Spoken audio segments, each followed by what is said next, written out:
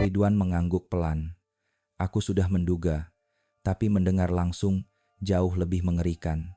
Mereka berdua menahan napas, mencoba merekam percakapan itu. Namun tiba-tiba pria berjas gelap menoleh ke sekitar. Sekilas, tatapannya menyapu arah mereka. Ridwan dan Tono buru-buru merunduk lebih dalam ke balik papan.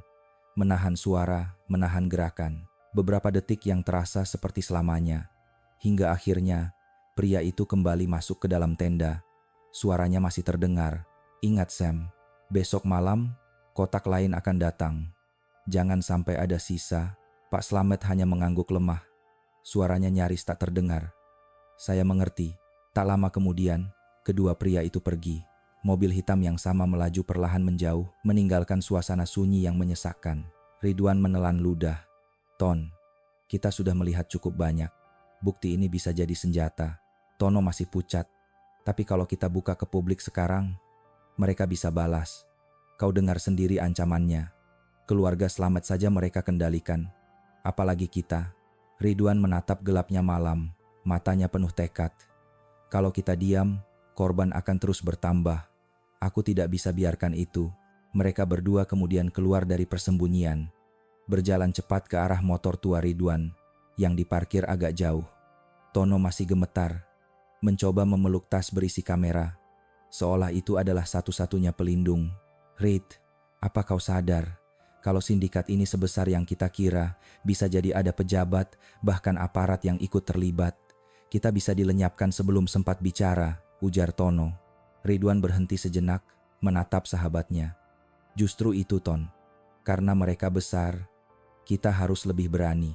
Kalau kita kalah sebelum bertarung, kota ini akan terus jadi neraka bagi orang-orang yang tidak bersalah.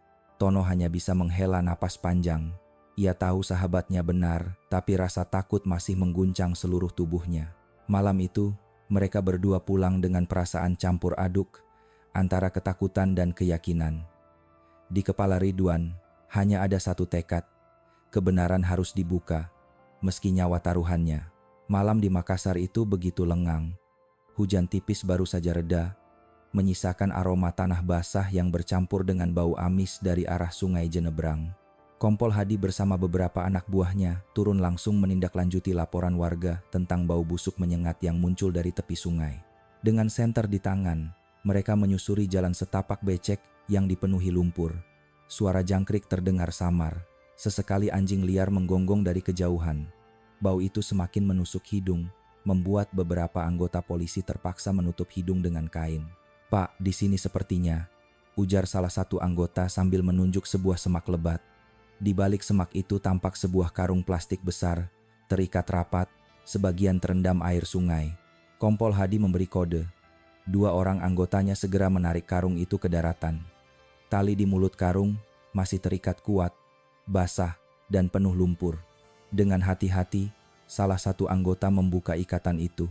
Begitu karung terbuka, semua orang terdiam. Di dalamnya terdapat potongan tulang berbalut daging yang sudah membusuk, bercampur dengan sisa kain yang masih menempel. Bau anyir bercampur busuk menyembur, membuat beberapa anggota hampir muntah. Hadi berdiri kaku, matanya menatap tajam isi karung itu. Napasnya berat, wajahnya muram. Ya Tuhan, ini bukan kambing, ini manusia, ucapnya lirih. Bribtu Andi yang berdiri di sampingnya menelan ludah, wajahnya pucat pasi. Pak, apa mungkin ini korban yang hilang? Kompol Hadi mengangguk pelan. Kemungkinan besar. Kita harus segera bawa ke lab forensik. Tidak boleh ada kesalahan. Perintah segera dilaksanakan. Karung itu diangkat dengan sarung tangan khusus, lalu dimasukkan ke kantong besar untuk dibawa ke mobil dinas. Semua dilakukan dengan hati-hati, seolah karung itu menyimpan rahasia besar yang selama ini mereka cari. Saat mobil polisi mulai menjauh, Kompol Hadi berdiri sebentar di tepi sungai, menatap arus air yang mengalir lambat. Di benaknya, potongan-potongan teka-teki mulai tersambung. Warung sate Pak Slamet yang terlalu ramai, orang-orang yang hilang, dan kini tulang belulang manusia. Tidak ada lagi keraguan, gumamnya lirih. Warung itu bukan sekadar tempat makan, itu tempat horor yang menyembunyikan kejahatan besar. Di perjalanan pulang, suasana mobil begitu hening. Hanya suara mesin dan hujan rintik di kaca jendela. Bribtu Andi akhirnya memberanikan diri bicara. Pak, Kalau benar warung itu terlibat, kita harus segera bertindak. Kalau kita menunda, korban bisa bertambah. Kompol Hadi menatap lurus ke jalan. Aku tahu, Andi. Tapi kita juga harus punya bukti kuat. Warung itu dilindungi banyak orang penting. Salah langkah, justru kita yang akan jatuh. Kita harus pintar. Jangan hanya berani. Andi mengangguk, meski rasa takut masih menyelimutinya. Dalam hatinya, ia sadar mereka kini berhadapan bukan dengan pelaku biasa, melainkan dengan jaringan besar yang berani mempermainkan nyawa manusia. Sementara itu, jauh di tempat lain, Ridwan dan Tono yang baru saja pulang dari pengintaian warung Slamet masih diliputi rasa ngeri. Mereka tidak tahu, di waktu yang hampir bersamaan, polisi juga sudah menemukan bukti nyata yang akan memperkuat semua kecurigaan mereka. Malam itu, di Makassar, dua jalan berbeda mulai mengarah ke titik yang sama. Pengungkapan rahasia kelam di balik sate empuk warung Pak Slamet. Malam itu, langit Makassar mendung pekat. Hujan gerimis turun, membuat jalanan licin dan berkilau terkena cahaya lampu jalan. Warung sate Pak Slamet, seperti biasa, ramai oleh pelanggan. Suara tawa dan bunyi sate berdesis di atas bara api, bercampur dengan aroma menggoda. Tak seorang pun menyangka bahwa malam itu akan menjadi malam terakhir warung tersebut berdiri. Di seberang jalan, beberapa mobil polisi tak bertanda sudah terparkir diam. Lampu sengaja dimatikan. Hanya bayangan samar yang menutupi keberadaan mereka. Di dalam salah satu mobil, Kompol Hadi duduk dengan wajah tegang. Diapit Bribtu Andi dan beberapa anggota. Ia menatap jam tangannya, lalu memberi isyarat singkat. Kita lakukan sekarang. Ingat, hati-hati. Jangan sampai ada yang lolos. Begitu tanda diberikan, lampu biru polisi menyala serentak, meraung memecah malam. Puluhan polisi bersenjata lengkap berlari menuju warung. "Polisi, jangan bergerak!" teriak seorang perwira. Suasana yang semula riang, mendadak kacau. Pelanggan berteriak panik, kursi dan meja berjatuhan. Sebagian lari terbirit-birit meninggalkan makanan mereka. Asap sate bercampur dengan aroma ketakutan. Pak Slamet berdiri kaku di balik bara api, wajahnya pucat, tangannya gemetar, tusukan sate jatuh ke tanah. Matanya liar, seperti binatang terpojok. Kompol Hadi maju, pistol terarah. "Pak Slamet, angkat tanganmu." Semua sudah berakhir. Slamet menunduk, air mata menetes di pipinya. Saya tidak punya pilihan." Suaranya lirih. Namun sebelum ia bisa bicara lebih banyak, dari belakang warung terdengar suara gaduh. Dua pria berjas gelap muncul, mencoba kabur sambil menyeret sebuah kotak pendingin besar. "Kehar!" teriak Hadi. Beberapa polisi langsung mengepung, senjata teracung. Sempat terjadi perlawanan singkat, tetapi akhirnya kedua pria itu berhasil dilumpuhkan. Kotak pendingin mereka terbuka, memperlihatkan isi yang membuat bulu kuduk berdiri. Potongan tubuh manusia, masih segar. Pelanggan yang masih tersisa menjerit histeris. Sebagian pingsan di tempat. Hadi menutup wajahnya sejenak, lalu memberi perintah cepat. "Amankan semua. Jangan ada yang kabur. Periksa belakang warung." Tim polisi bergerak masuk ke bilik belakang. Dari sana, mereka menemukan ruangan sempit yang dipenuhi kantong plastik besar. Saat dibuka, isinya tulang, organ, dan potongan daging yang jelas bukan hewan. Bau anyir menusuk membuat beberapa anggota muntah di tempat. Pak Slamet akhirnya diborgol. Wajahnya penuh keputusasaan. "Saya hanya boneka, Pak. Mereka yang memaksa. Keluarga saya diancam," ucapnya terisak. Kompol Hadi menatapnya dengan dingin. "Semua akan kau jelaskan di kantor. Tapi malam ini, neraka yang kau jalankan sudah berakhir." Ridwan dan Tono yang kebetulan juga ikut mengintai di dekat lokasi, menyaksikan semua dengan mata kepala sendiri. Kamera kecil Tono merekam detik-detik penyergapan. Ridwan menggenggam bahu sahabatnya. "Ton, kita lihat sendiri."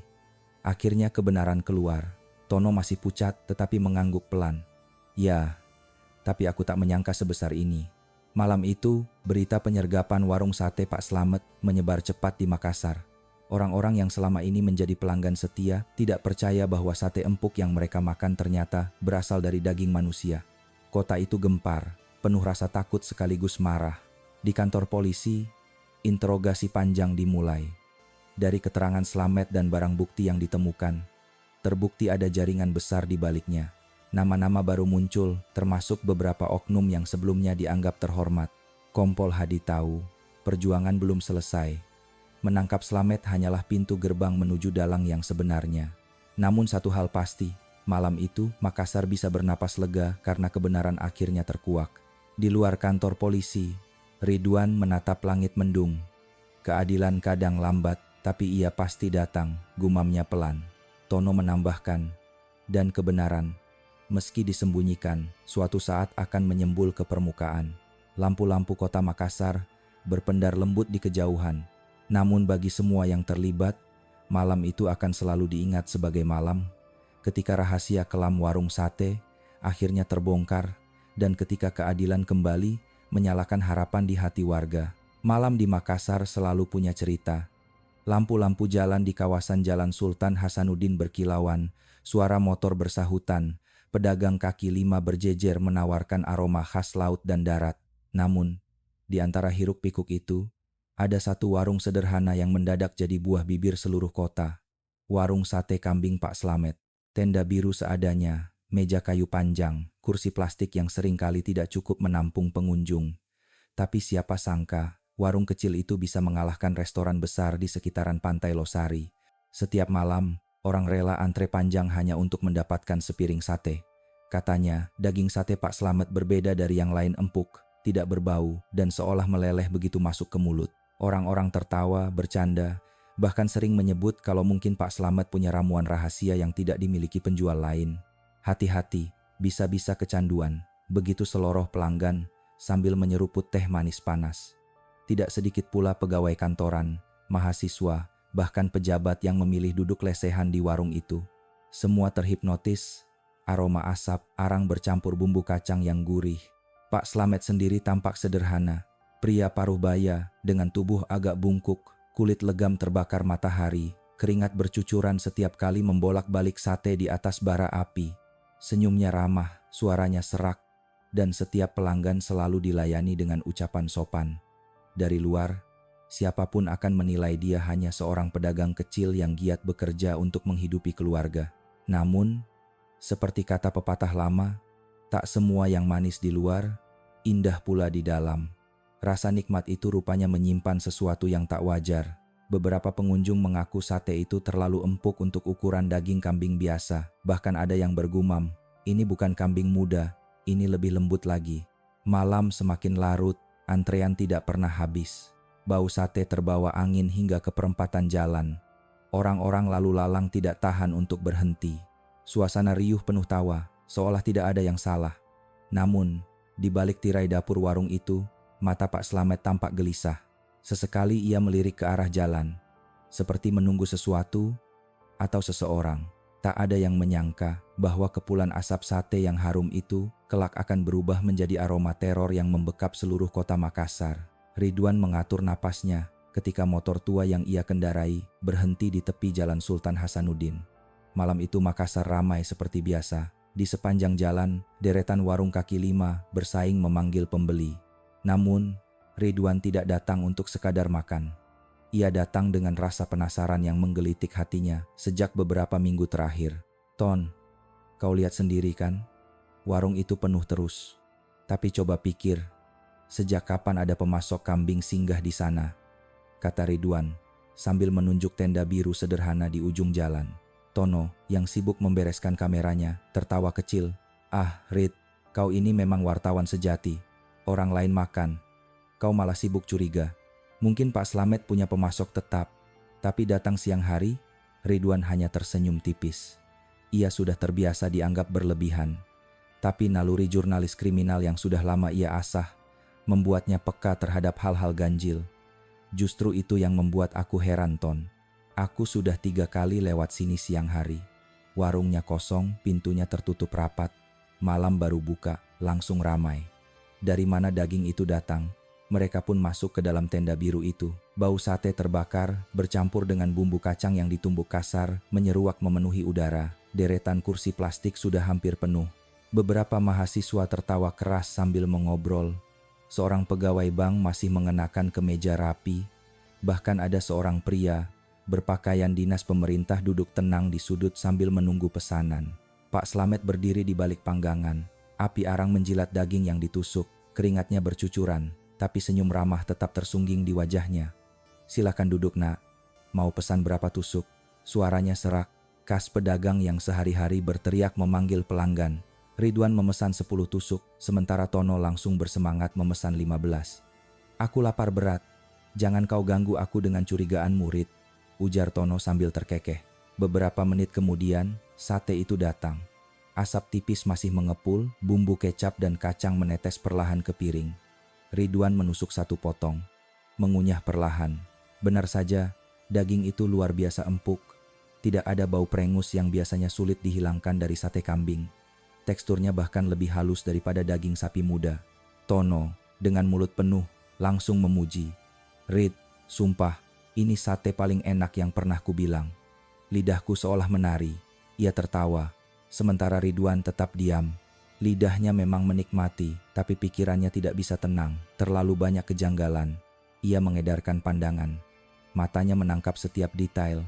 Tak ada bekas tumpukan daging segar, tak ada suara kambing, tak ada aroma darah segar seperti di warung sate lain. Semua daging sudah siap dipanggang seolah datang dari sumber yang tak terlihat. "Ton, kau sadar tidak?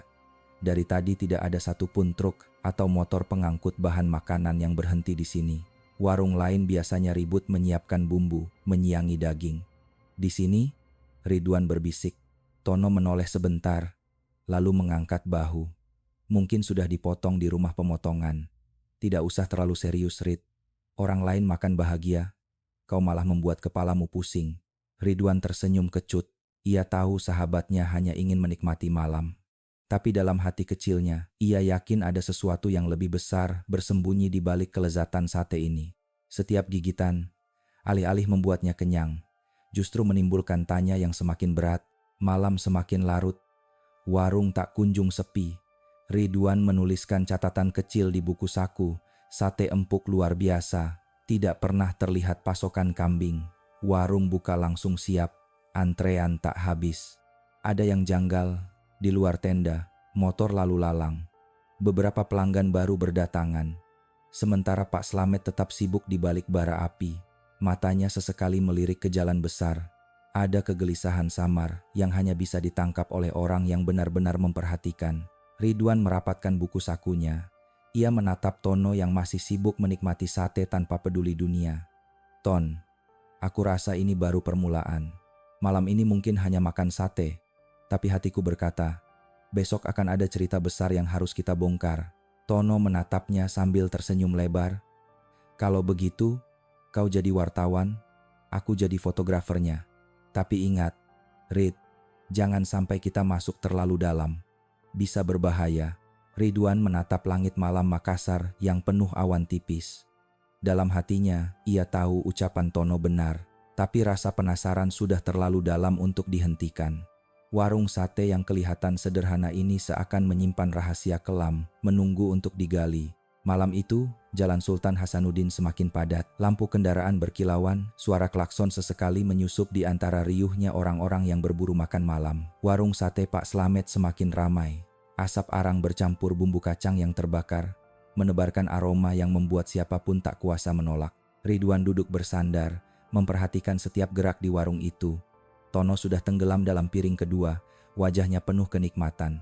Ridwan menulis catatan kecil sambil sesekali melirik ke arah panggangan. Tiba-tiba, suasana seolah menegang. Seorang pria berpakaian sipil masuk ke tenda. Penampilannya sederhana, kemeja polos, celana hitam, sepatu kulit. Namun, sorot matanya tegas, tubuh tegap, dan langkahnya mantap. Bagi mata awam, mungkin dia hanya pelanggan biasa. Tapi Ridwan, dengan insting wartawannya, segera tahu pria itu polisi. Benar saja, seorang pelanggan di dekat pintu berbisik pada kawannya, "Itu kan Kompol Hadi, kok dia ada di sini?" Bisikan itu cukup membuat Ridwan memasang telinga lebih tajam. Nama Kompol Hadi bukan nama asing. Ia dikenal sebagai perwira polisi yang tegas sekaligus ramah, sering turun langsung ke lapangan untuk memantau kasus-kasus kriminal. Namun yang aneh, malam itu Hadi tidak duduk, tidak juga memesan sate. Ia hanya berdiri di dekat pintu, menatap sekilas ke arah warung. lalu ke arah Pak Slamet yang sedang sibuk membolak-balik sate di atas arang. Mata Ridwan memperhatikan dengan seksama. Sekilas, gerakan Pak Slamet berubah. Tangannya yang tadinya cekatan, kini terlihat kaku. Tusukan sate beberapa kali hampir jatuh, bahkan bara api hampir mengenai lengannya. Wajahnya yang biasanya tersenyum ramah, kini pucat. Tono yang baru saja menelan suapan terakhir mengangkat kepala. "Rid, kau lihat?" Pak Slamet seperti ketakutan. Ridwan mengangguk pelan. Ia mencatat cepat. Kompol Hadi hadir. Tidak pesan. Slamet gelisah. Ada yang disembunyikan. Beberapa menit kemudian, Kompol Hadi berbalik. Tanpa berkata sepatah kata pun, ia keluar begitu saja. Tidak ada interaksi dengan pelanggan, tidak ada sapaan ramah. Kehadirannya singkat, tapi meninggalkan pertanyaan besar. Setelah Hadi pergi, Ridwan memperhatikan Pak Slamet kembali menyeka keringatnya dengan tangan gemetar.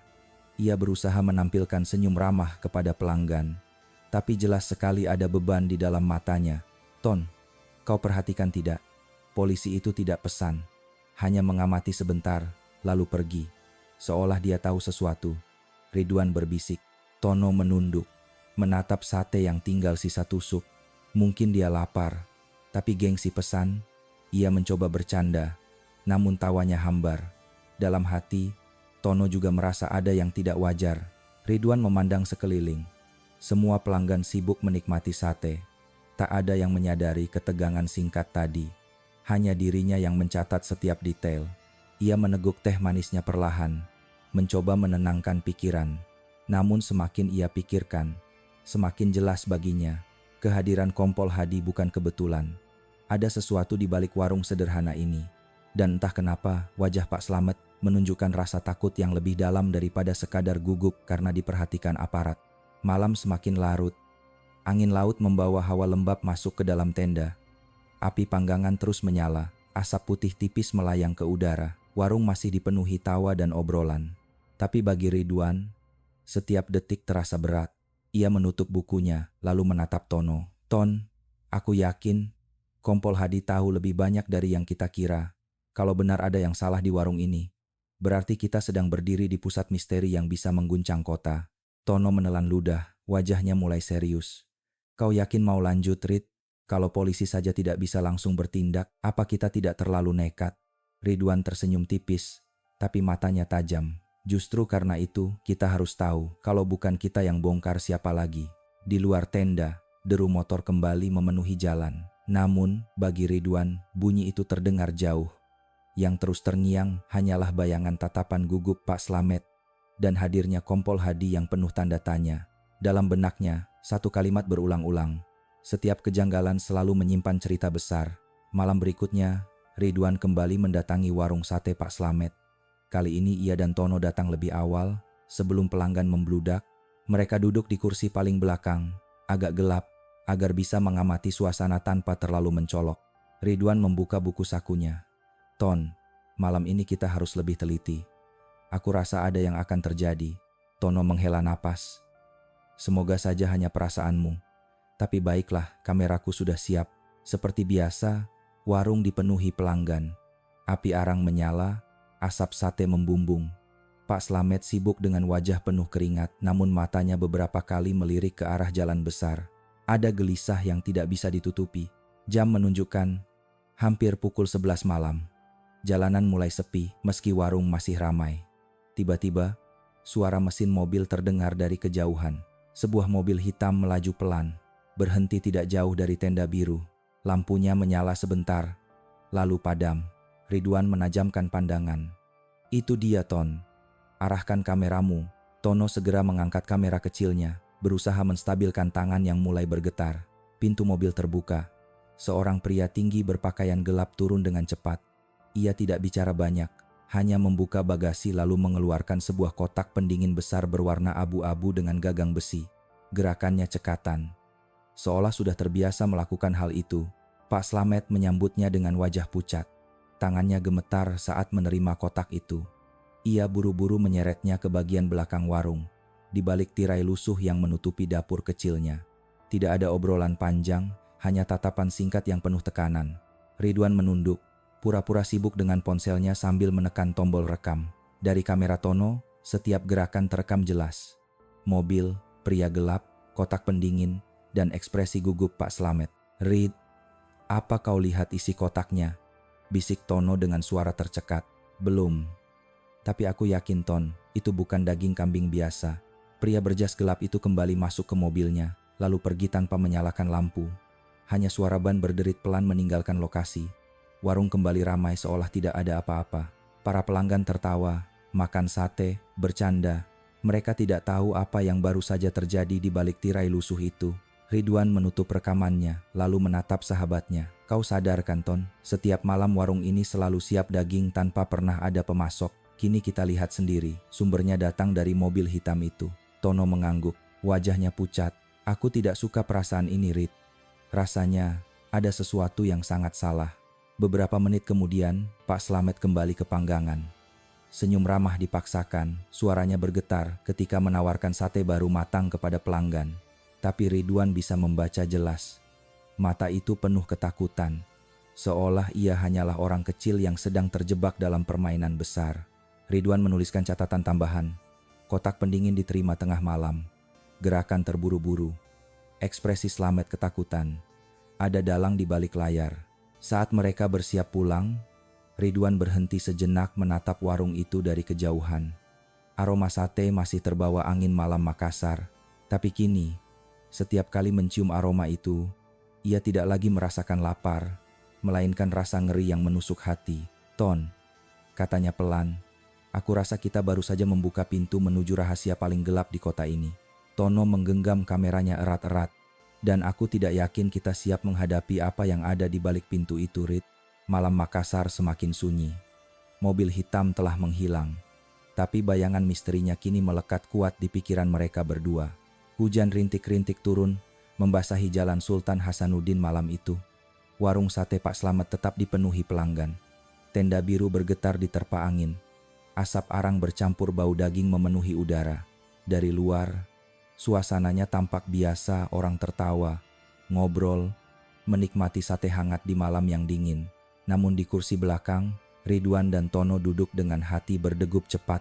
Mereka masih membicarakan peristiwa semalam, mobil hitam, pria gelap, dan kotak pendingin misterius. "Rid, kalau memang kotak itu berisi daging kambing, kenapa harus diantar tengah malam? Kenapa tidak siang hari seperti pemasok biasa?" Tono berbisik sambil menyeka keringat dinginnya.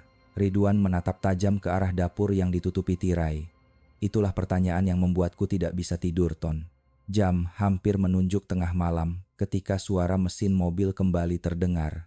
Sama seperti malam sebelumnya, sebuah mobil hitam berhenti tidak jauh dari tenda. Lampunya menyala sebentar, lalu padam. Pria berjas gelap turun, membuka bagasi, dan mengeluarkan kotak pendingin besar. Ridwan segera menyiapkan ponsel kecilnya untuk merekam.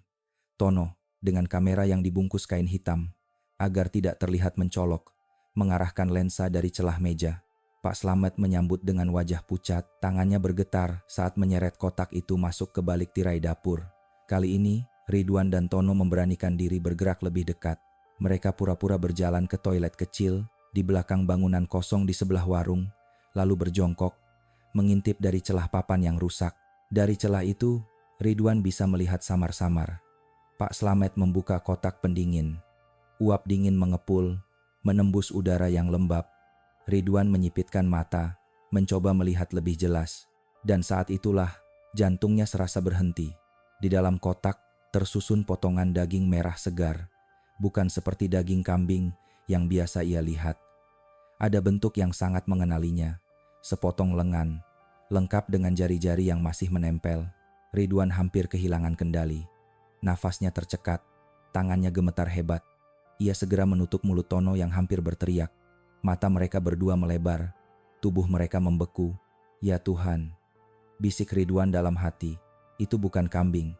Pak Slamet menutup kembali kotak itu dengan terburu-buru. Wajahnya pucat, keringat deras menetes meski udara malam begitu dingin. Ia mengusap wajahnya dengan tangan gemetar, lalu duduk sebentar di kursi kecil di dapur, seolah menahan beban yang terlalu berat. Dari sorot matanya, jelas ia bukan orang yang menikmati pekerjaannya. Ada ketakutan, ada rasa bersalah. Ridwan menoleh ke Tono, berbisik lirih, "Kau lihat, kan? Itu jelas-jelas tangan manusia. Tidak ada lagi keraguan. Tono mengangguk, wajahnya pucat pasi. Rit, kita harus segera lapor polisi. Ini sudah keterlaluan. Namun Ridwan menahan lengannya. Belum. Kita butuh bukti lebih kuat. Video ini bisa saja dianggap rekayasa. Aku harus melihat dengan mata kepala sendiri. Dan kita harus pastikan siapa dalang di balik semua ini. Tono menelan ludah. Dadanya naik turun. Kalau begitu, kita sedang bermain api, Rit. Dan api ini bisa membakar kita kapan saja. Ridwan terdiam. Hatinya berkecamuk antara ketakutan dan rasa penasaran. Ia tahu mereka sedang menginjak wilayah berbahaya. Tapi ia juga tahu, semakin lama mereka menunggu, semakin banyak orang bisa jadi korban. Dari celah papan, mereka melihat Pak Slamet mulai memotong sebagian daging dari kotak itu. Tangannya gemetar, matanya berkaca-kaca, bahkan terlihat air mata jatuh ke pisau. Seolah setiap potongan adalah beban dosa yang tak tertanggungkan. Ridwan mencatat cepat di bukunya. Isi kotak, daging manusia. Bentuk jelas lengan dengan jari. Slamet tampak dipaksa.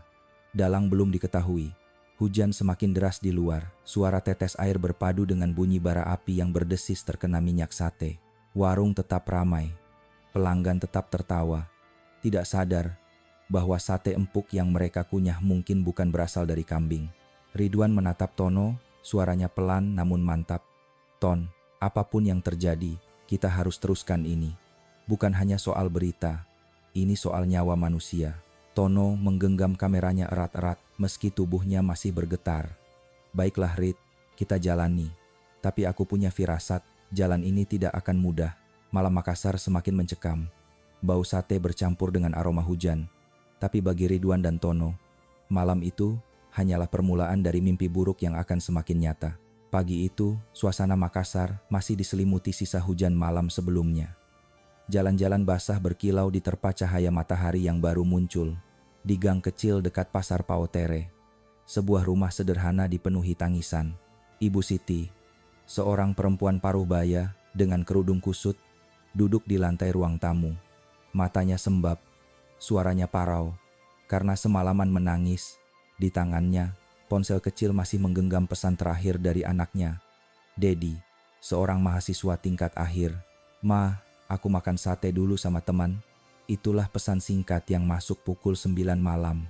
Setelah itu, ponsel Dedi tidak bisa dihubungi lagi. Dengan langkah gemetar, Ibu Siti mendatangi kantor polisi terdekat. Bajunya masih basah oleh air mata, rambutnya acak-acakan. Sesampainya di sana, ia hampir jatuh tersungkur. Pak, tolong anak saya. Dia hilang sejak semalam, ucapnya sambil terisak.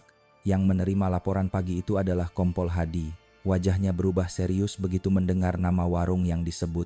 Terakhir kali anak ibu berada di mana? Tanyanya dengan suara tenang namun tegas. Ibu Siti mengusap pipinya. Suaranya bergetar. Dia bilang mau makan di warung sate, di Jalan Sultan Hasanuddin. Warung Pak Slamet. Setelah itu tidak ada kabar lagi, Pak. Kompol Hadi mencatat cepat di buku laporannya. Ia menarik napas panjang. Dalam hatinya, ia tahu ini bukan laporan biasa. Dalam 2 bulan terakhir, sudah ada beberapa kasus serupa. Orang hilang tanpa jejak dan sebagian besar terakhir terlihat di kawasan yang sama. Bu, coba tenang. Kami akan cari tahu. Bisa ibu jelaskan ciri-ciri anak ibu malam itu? Ibu Siti menunduk. Air matanya menetes lagi. Dedi pakai kemeja kotak-kotak biru, celana jeans hitam, bawa tas ransel abu-abu. Dia tidak pernah pulang larut, Pak. Selalu kabari saya. Tapi semalam berbeda. Kompol Hadi menatapnya dengan penuh empati. Kami akan usahakan, Bu. Mohon doa dan ketegaran. Kabar hilangnya Dedi cepat menyebar di lingkungan sekitar. Tetangga-tetangga berdatangan ke rumah Ibu Siti mencoba menenangkan. Beberapa membawakan air minum. Sebagian lain berbisik-bisik. Bukankah beberapa waktu lalu ada mahasiswa juga hilang di dekat sana? Ridwan mendengar kabar itu dari seorang kenalan di kepolisian. Tanpa menunggu lama, ia mengajak Tono menuju rumah Ibu Siti. Begitu tiba, suasana rumah penuh duka. Tetangga duduk berkerumun. Sebagian berdoa, sebagian menenangkan sang ibu. Ridwan mengetuk pelan, lalu memperkenalkan diri. Permisi, Bu. Saya Ridwan, wartawan harian lokal. Saya dengar Dedi belum pulang sejak semalam. Apa benar terakhir kali dia makan di warung sate? Ibu Siti mengangguk pelan, wajahnya lemah. Iya nak, tolong, kalau bisa bantu saya cari anak saya. Dia bilang hanya makan sate. Semua orang bilang sate di sana enak, tapi kenapa malah anak saya hilang? Ridwan menunduk hormat. Ia mencatat setiap kata dengan hati-hati, merasa dadanya sesak. Tono mengambil beberapa foto suasana rumah dengan penuh kehati-hatian. Tidak ingin menyinggung perasaan keluarga. Saat itulah, Ridwan merasa bahwa yang sedang ia hadapi bukan sekadar cerita warung sate populer. Ada sesuatu yang jauh lebih besar, lebih gelap, dan lebih berbahaya. Hilangnya Dedi hanyalah puncak gunung es dari misteri yang selama ini ia curigai. Malamnya, Ridwan duduk termenung di kamar kosnya. Ia menatap catatan kecilnya. Isi kotak, daging manusia, hilangnya Dedi. Semua mengarah ke warung, hatinya bergemuruh. Ton, ini bukan lagi sekadar berita kuliner. Ini bisa jadi kasus kriminal paling mengerikan di kota ini. Tono mengangguk, meski wajahnya pucat. Rid, kalau kita teruskan, kita bisa dalam bahaya. Tapi aku tahu, kau tidak akan berhenti. Ridwan menutup bukunya. Matanya menatap kosong ke langit-langit kamar. Dalam benaknya hanya ada satu tekad. Kebenaran harus terungkap. Dan hilangnya Dedi hanyalah permulaan dari badai besar yang sedang mendekat. Siang itu, ruang kerja Kompol Hadi di Polsek Ujung Pandang terasa lebih berat dari biasanya. Di mejanya, beberapa berkas laporan orang hilang berserakan. Ia baru saja menerima laporan Ibu Siti tentang anaknya, Dedi, dan kini ia membuka satu persatu berkas lama yang sebelumnya hampir tidak mendapat perhatian publik. Ada nama Arfan, seorang pegawai toko kelontong yang hilang 2 bulan lalu. Ada juga nama Lia, mahasiswi tingkat awal yang terakhir terlihat sedang nongkrong dengan teman-temannya. Bahkan ada laporan dari seorang tukang ojek daring bernama Ical yang tidak pernah kembali setelah menerima order di malam hari. Semua hilang begitu saja, tanpa jejak. Kompol Hadi mengetuk meja dengan jarinya, wajahnya muram. Ia membaca ulang catatan saksi. Hampir semuanya menyebut lokasi terakhir. Jalan Sultan Hasanuddin, dekat warung sate Pak Slamet. Tidak mungkin hanya kebetulan. Gumamnya lirih. Bribtu Andi, salah satu anggotanya, masuk sambil membawa secangkir kopi. Pak, laporan baru dari keluarga Dedi sudah masuk. Sama seperti yang lain. Terakhir terlihat di warung itu. Kompol Hadi menatap bawahannya, matanya tajam. Andi, kau sadar tidak? Polanya sama. Hilang di sekitar lokasi yang sama. Kita harus hati-hati, tapi aku mulai yakin warung sate itu menyimpan sesuatu. Andi menelan ludah, terlihat gugup.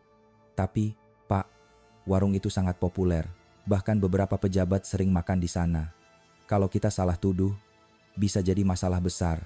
Hadi menarik napas panjang, lalu menyesap kopinya. Aku tahu, justru itu yang membuat kasus ini berbahaya. Kita tidak boleh gegabah, tapi kita juga tidak boleh diam. Di papan tulis kecil, ia mulai menggambar garis penghubung. Arfan, Lia, Ical, dan kini Dedi. Semua berakhir di satu titik, warung sate Pak Slamet. Sore harinya, Ridwan kembali menghubungi kenalan lamanya di kepolisian. Ia berhasil mendapat informasi bahwa kasus Dedi sudah masuk daftar prioritas. Namun yang lebih mengejutkan, nama warung yang selama ini ia curigai benar-benar menjadi titik perhatian polisi. Aku tahu Ton, kata Ridwan saat bertemu Tono di sebuah warung kopi. Polisi sudah mulai mencurigai warung itu. Hilangnya Dedi bukan yang pertama. Ada banyak korban lain sebelumnya. Tono terdiam lama, lalu menghela napas berat. Kalau benar begitu, berarti kita sedang mengintai sarang harimau, Rid. Aku takut, bukan cuma Slamet yang terlibat. Bisa jadi ada orang besar di baliknya. Ridwan menatap sahabatnya dengan mata penuh tekad. Itu sebabnya kita tidak boleh berhenti. Kalau kita mundur sekarang, berapa banyak lagi yang akan hilang? Sementara itu, malam mulai turun di Makassar. Lampu-lampu jalan kembali menyala, dan warung sate Pak Slamet kembali beroperasi seperti biasa. Pelanggan berbondong-bondong datang. Tak tahu bahwa kepolisian kini diam-diam mulai menaruh perhatian. Kompol Hadi duduk di mobil dinasnya yang diparkir agak jauh dari warung. Dari kaca mobil, ia mengamati keramaian. Bau sate terbawa angin, suara tawa pelanggan terdengar jelas. Dari luar, semuanya tampak normal. Sebuah warung sederhana yang penuh keberkahan. Namun naluri polisi yang sudah ditempa bertahun-tahun berbisik sebaliknya. Ada sesuatu yang sangat salah di balik tenda biru itu. Mulai malam ini, gumam Hadi pada dirinya sendiri, aku akan awasi tempat ini. Kita akan lihat rahasia apa yang sebenarnya disembunyikan Pak Slamet.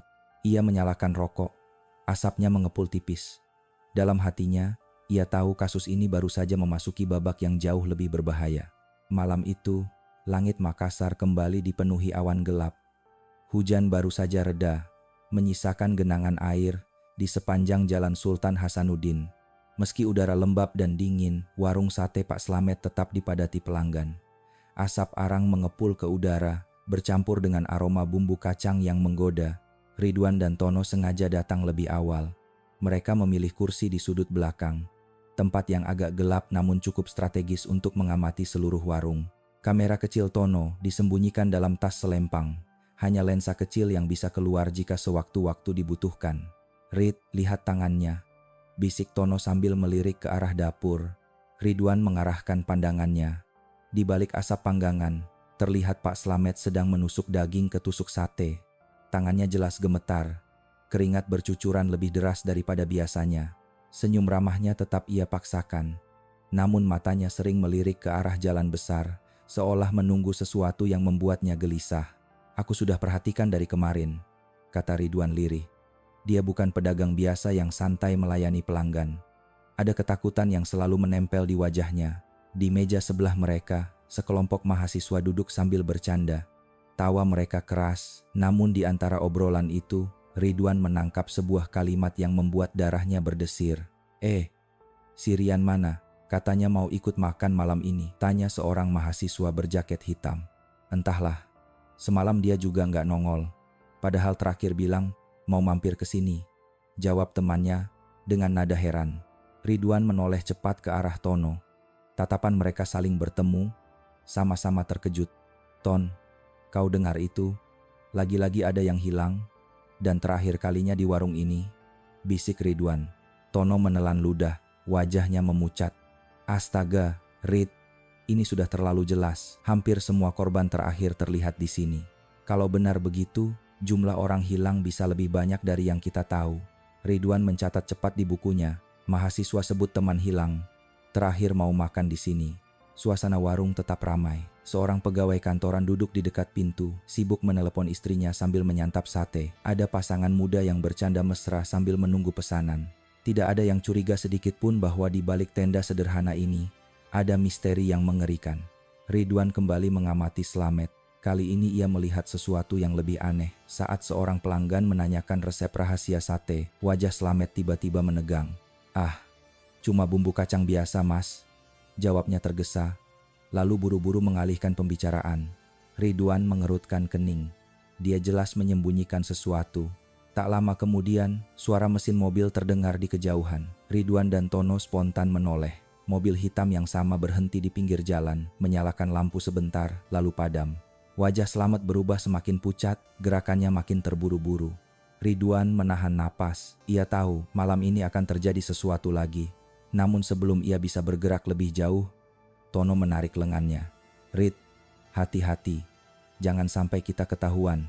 Kalau benar ada jaringan besar di balik ini, nyawa kita bisa melayang."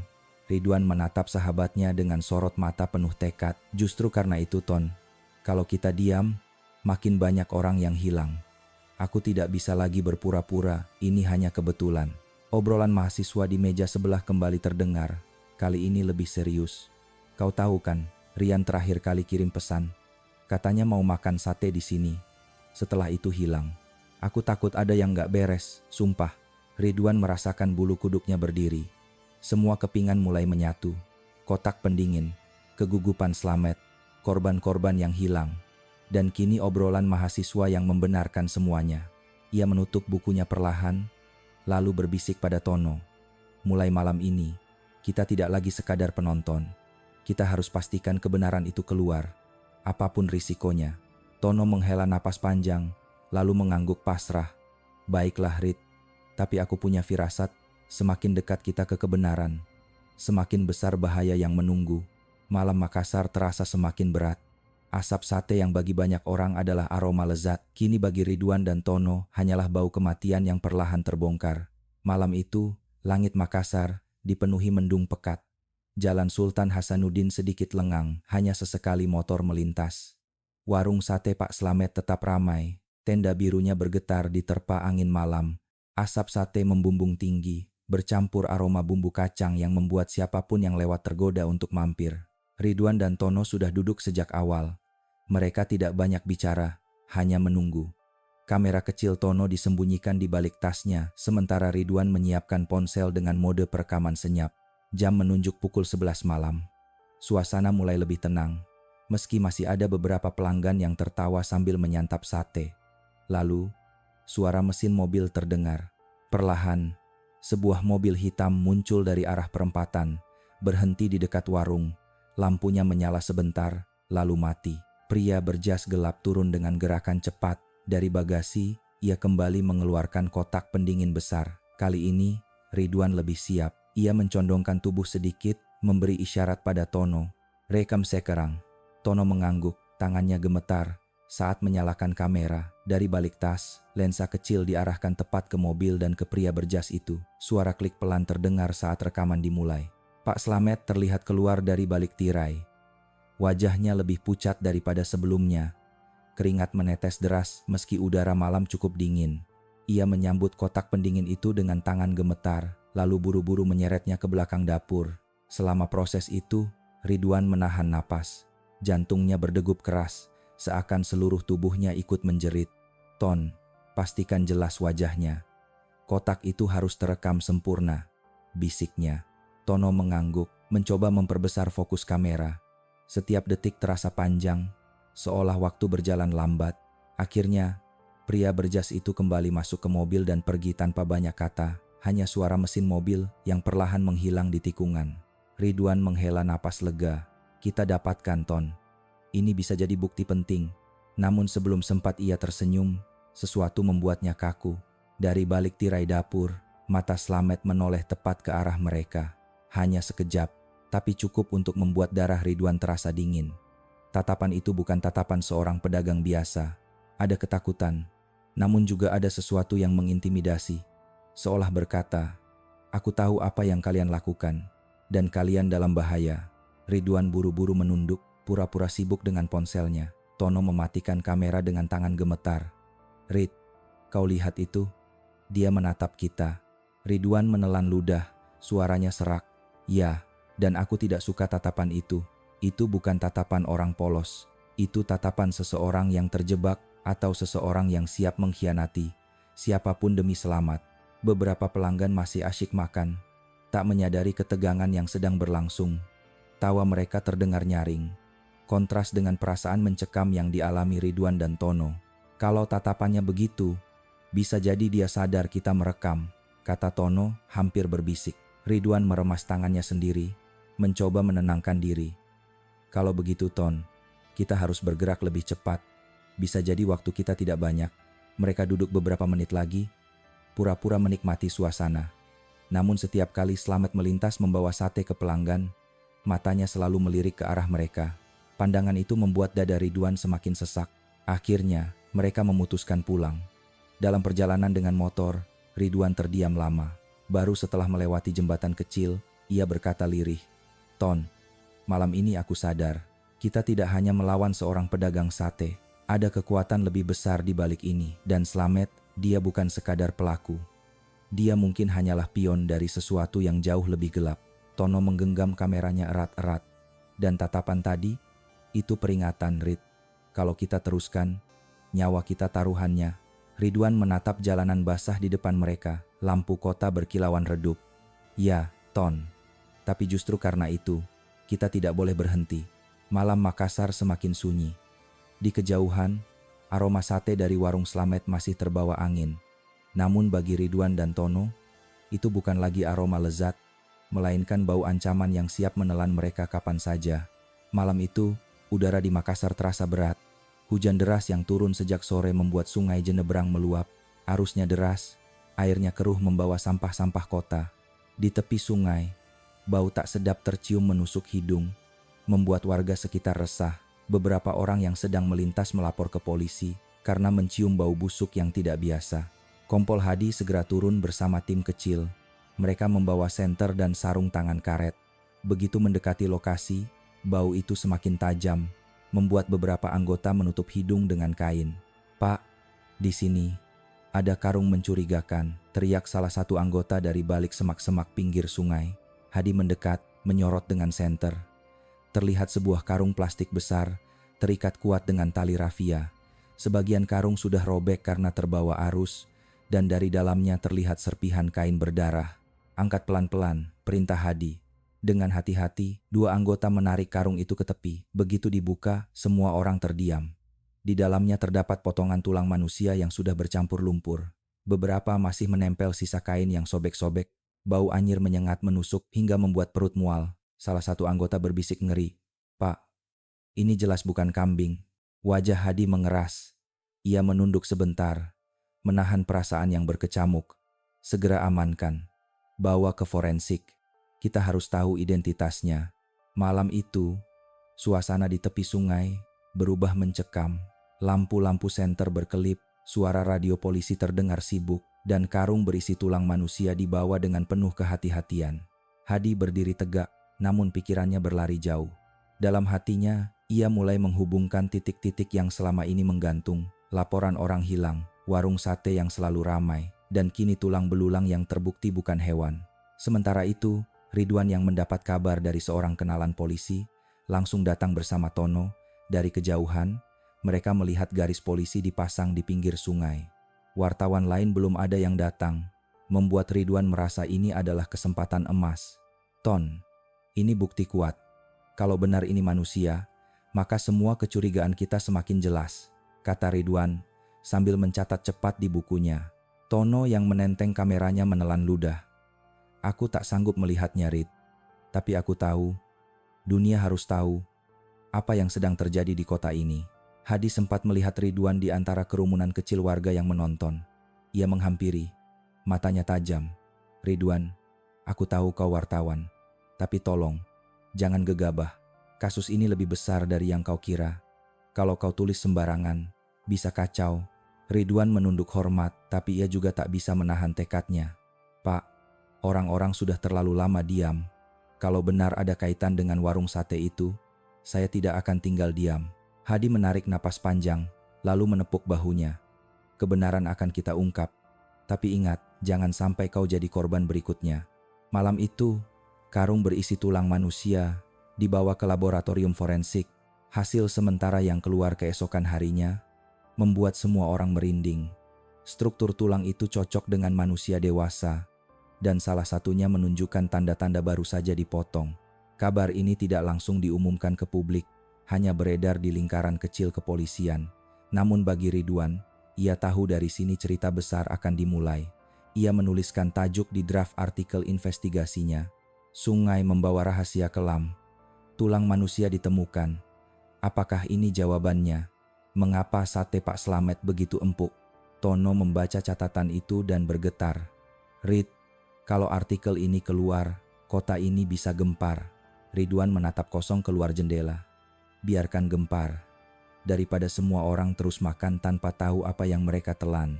Di luar, Makassar kembali sibuk dengan hiruk-pikuknya. Namun di dalam hati kompol Hadi, Ridwan, dan Tono, mereka tahu satu hal. Misteri warung sate itu kini semakin dalam, dan bau busuk dari sungai Jenebrang hanyalah permulaan dari kengerian yang lebih besar. Keesokan paginya, di kamar kos kecilnya yang sempit, Ridwan duduk di depan meja kayu dengan laptop tua.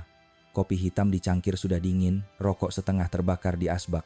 Matanya fokus ke layar, jemarinya sibuk menari, menuliskan kalimat demi kalimat. Judul draft yang ia ketik membuat dirinya sendiri merinding. "Sate paling empuk di Makassar.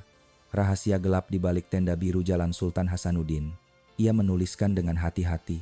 Hilangnya beberapa orang, kesaksian keluarga, keganjilan warung Pak Slamet, hingga penemuan karung berisi tulang di Sungai Jenebrang. Semua ia rangkai dalam bahasa yang lugas, bukan gosip murahan, melainkan investigasi yang serius. Tono masuk sambil membawa 2 bungkus nasi kuning. Ia meletakkannya di meja lalu duduk, menatap layar laptop. "Rid, kau benar-benar mau terbitkan ini? Kau sadarkan, kalau artikel ini keluar, orang-orang besar bisa marah, kita bisa jadi target." Ridwan menghela napas, lalu menyesap kopinya yang sudah dingin. "Ton, Setiap kejanggalan pasti punya cerita besar. Kita sudah lihat sendiri, daging di kotak itu bukan kambing. Lalu ada orang hilang, dan tulang manusia ditemukan di sungai. Apa kita harus diam? Tono menunduk. Suaranya pelan. Aku bukan bilang diam, Rit. Tapi kalau kita salah langkah, bukan cuma kita yang celaka. Kau tahu sendiri, warung itu sering dikunjungi pejabat. Kalau nama Slamet terseret tanpa bukti kuat, kita bisa dituduh menyebar fitnah. Wartawan kecil seperti kita bisa habis. Ridwan berhenti mengetik. Ia menatap sahabatnya lekat-lekat. Kau pikir aku tidak takut, Ton? Aku juga tahu risikonya, tapi aku lebih takut kalau kebenaran ini dikubur. Berapa banyak lagi orang yang akan hilang kalau kita menutup mata? Tono menggenggam kameranya erat-erat. Ia ingat jelas potongan lengan di dalam kotak pendingin. Ingat tatapan Slamet yang tajam, seakan memberi ancaman diam-diam. Ingat obrolan mahasiswa tentang teman mereka yang tak pernah kembali. Semua itu nyata. Aku hanya tidak mau kita jadi korban berikutnya. Rid, katanya dengan suara bergetar. Ridwan tersenyum tipis. Meski matanya lelah. Kalaupun itu terjadi, setidaknya kita mati memperjuangkan kebenaran. Bukan karena kita diam membiarkan orang-orang jadi sate di warung itu. Keheningan memenuhi kamar kos. Hanya suara kipas angin berdecit pelan, sesekali bercampur suara motor di jalanan luar. Ridwan kembali mengetik. Ia menambahkan paragraf penutup. Polisi memang masih menyelidiki. Tapi bukti-bukti awal mengarah pada warung sate populer yang belakangan ini mendadak ramai. Pertanyaan besar, apakah rasa empuk sate itu dibayar dengan hilangnya nyawa manusia? Tono membacanya dengan wajah pucat. Kalau artikel ini bocor sebelum waktunya, Rid, bisa-bisa Slamet dan orang di belakangnya tahu. Kita bisa diburu. Ridwan menutup laptopnya perlahan. Karena itu, aku tidak akan langsung menerbitkannya. Aku butuh bukti lebih kuat. Tapi setidaknya, tulisan ini jadi catatan. Kalau sesuatu terjadi pada kita, orang lain akan tahu kemana harus melihat. Mata Tono berkaca-kaca. Rid, kadang aku menyesal ikut bersamamu. Tapi di sisi lain, aku tahu kau benar. Kita tidak boleh mundur. Ridwan menepuk bahunya. Kau sahabatku, Ton. Aku butuh kau untuk terus ingatkan aku. Tapi satu hal pasti, kita tidak boleh biarkan bau sate itu menutupi bau kematian. Hari itu, Ridwan menyimpan draft artikel di folder khusus. Diberi sandi. Ia tahu permainan ini bukan lagi sekadar liputan kuliner. Ini adalah pertarungan antara kebenaran melawan kegelapan. Dan ia berjanji pada dirinya sendiri. Meski harus berhadapan dengan orang besar, meski harus kehilangan nyawa, kebenaran itu harus keluar. Malam itu, suasana Jalan Sultan Hasanuddin kembali hidup. Lampu-lampu jalan berkilau, suara klakson bersahutan, dan aroma sate bakar memenuhi udara. Tenda biru warung Pak Slamet terlihat sesak, antrean mengular. Dari luar, seolah tak ada yang aneh. Orang-orang tertawa sambil menikmati tusukan sate, mulut mereka penuh bumbu kacang, wajah mereka puas. Ridwan dan Tono duduk di kursi paling belakang, bersembunyi di balik kerumunan. Tono membawa kamera kecil tersembunyi dalam tasnya, sementara Ridwan mencatat setiap detail. Lihat tangannya, bisik Ridwan. Tono menoleh. Pak Slamet memang tampak gelisah. Tangannya bergetar setiap kali menusukkan daging ke besi. Senyumnya kepada pelanggan terlihat kaku, seakan dipaksakan. Sesekali matanya melirik ke arah jalan besar, seperti menunggu sesuatu. Dia jelas menyembunyikan sesuatu, kata Ridwan lirih. Sekitar pukul 11 malam, tanda pertama muncul. Sebuah mobil hitam berhenti tak jauh dari warung. Lampunya menyala sebentar lalu padam. Ridwan langsung menegang. Matanya tak berkedip. Ton, siapkan kameramu. Ini saatnya. Bisiknya. Dari mobil itu, seorang pria tinggi turun. Ia mengenakan jas gelap rapi. Wajahnya setengah tertutup masker. Dengan langkah cepat, ia membuka bagasi dan mengangkat sebuah kotak pendingin besar dengan gagang besi. Gerakannya terlatih. Nyaris tanpa suara. Pak Slamet buru-buru menghampiri. Wajahnya pucat, tangannya gemetar ketika menerima kotak itu. Mereka bertukar kata singkat, lalu Slamet menyeret kotak masuk ke bilik kecil di belakang tendanya. Ridwan menahan napas.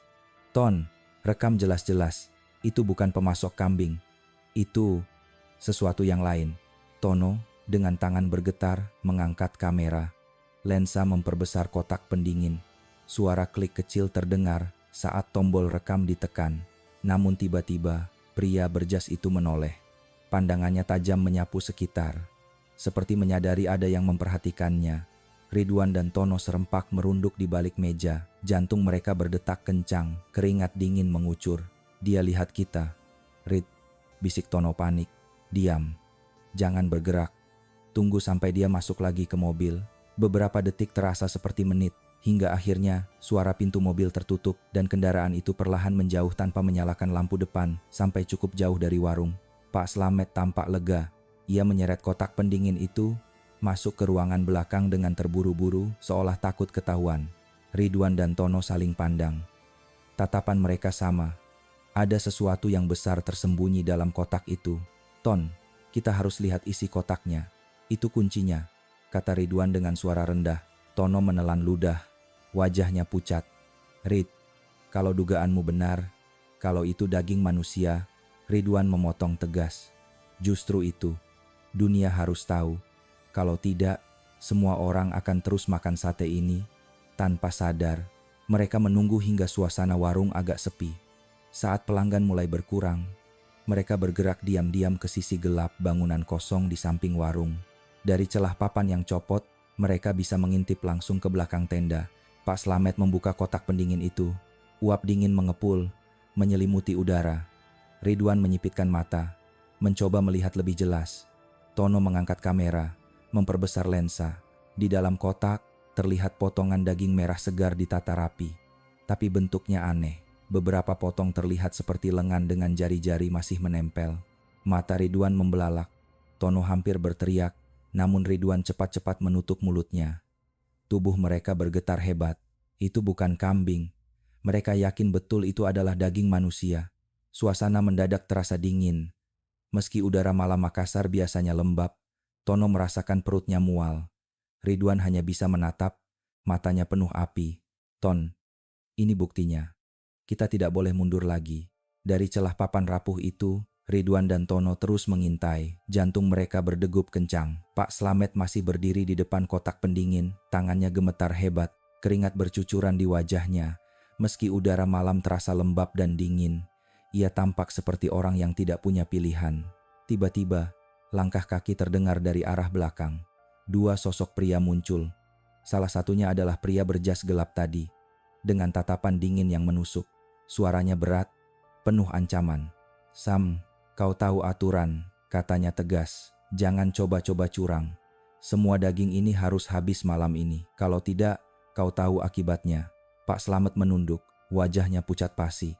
Saya mengerti, Tuan. Saya akan lakukan." Pria itu mendekat, menepuk bahu Slamet dengan keras. "Ingat, nyawamu dan keluargamu ada di tangan kami. Jangan pernah main-main." Ridwan merasakan bulu kuduknya berdiri. Ia menoleh ke Tono, matanya membelalak. Pesan itu jelas Slamet hanyalah boneka. Ada jaringan gelap yang jauh lebih besar mengendalikan semua ini. Tono hampir tak bisa bernapas, tangannya gemetar memegang kamera. "Rid, ini bukan sekadar kasus orang hilang. Ini sindikat. Ada orang besar di baliknya," bisiknya dengan suara bergetar.